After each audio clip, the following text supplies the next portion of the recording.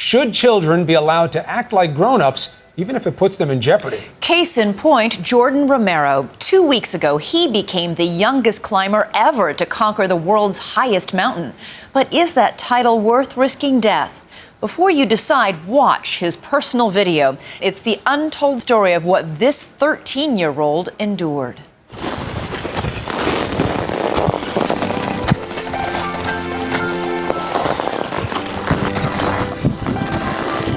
This is the story of a boy's dream and a father who would climb any mountain to give it to him.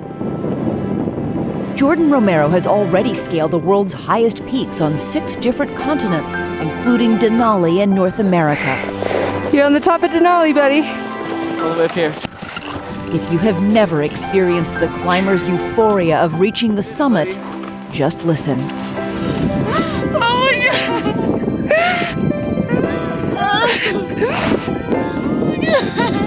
We did it! Oh my God!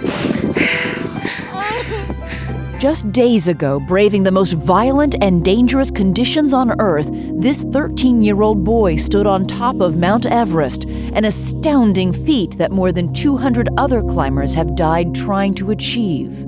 I've been there 6 times, and I have yet to be there once when someone or other hasn't died on the mountain.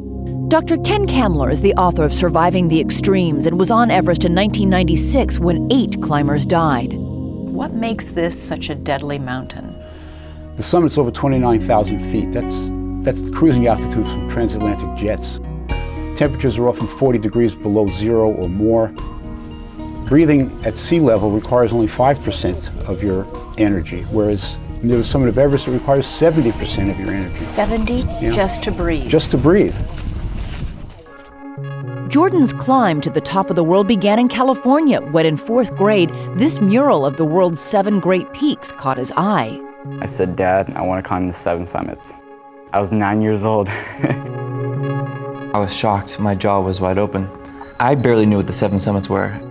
Most parents might have said no, but not Jordan's father, Paul, an air rescue paramedic. Along with his girlfriend, Karen Lundgren, they trained Jordan to become the youngest American at the time to scale Mount Kilimanjaro at age 10. Then on to the tallest peaks in Australia, Russia, Argentina, and Mount McKinley, also known as Denali, all before he turned 12. They call themselves Team Jordan, vigorously training for each climb. 8 weeks ago, this team of 3 stood at the base of Mount Everest. Did you think, holy cow, I'm gonna climb that? The summit literally looks so close.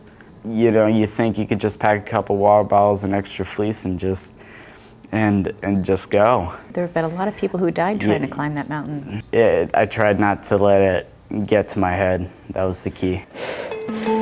I make no bones about it. I know we're taking to mountaineering. I know we're hanging on a rope. We're mountain climbing. It was pretty scary, so you just gotta like put your life and trust the rope. What was it like breathing up there? It was really hard. It feels like you have cinder blocks on your legs. Breathing heavily and taking 5-minute breaks every 20 seconds. 80 to 90% of climbers hire expensive professional guides to help them summit. Team Jordan did not, instead hiring local Sherpas, who traditionally assist climbers but do not make critical decisions about when to try and summit, and even more important, when to turn back. These guys know the weather, they know the route, they know the mountain extremely well. I know my team, I know my son. We're not rookies. But it is still a gamble. Team Jordan climbs the deadlier northern face of Everest, which is colder, windier, and where one night hurricane-force gales ripped through their camp at 120 miles per hour.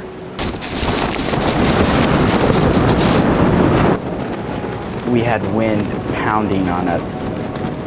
Other tents were literally being blown off the mountain and going 100 feet up in the air, just twirling. You know, that was a little bit scary, but you know, it's crazy up there.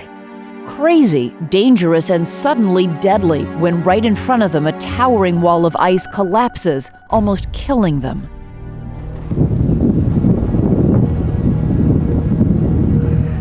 Jordan and his father are dragged down the mountain and briefly buried. Are you okay? You okay? Just 80 feet away, a Hungarian climber is killed, buried under a sheet of ice. We and Jordan stood right there and watched a man die right next to us.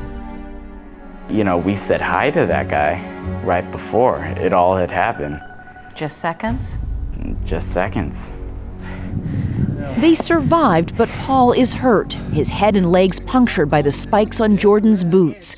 Still, Team Jordan did not waver and continued on, despite growing criticism in the press and among fellow climbers that no father should take his 13-year-old son to the top of Mount Everest. There's been a lot of people who think this was irresponsible for you to take a 13-year-old boy on this mountain. You take two qualified mountaineers right now and you put them on a rope with him and you have him climb a giant mountain and you ask them how old do you think he is.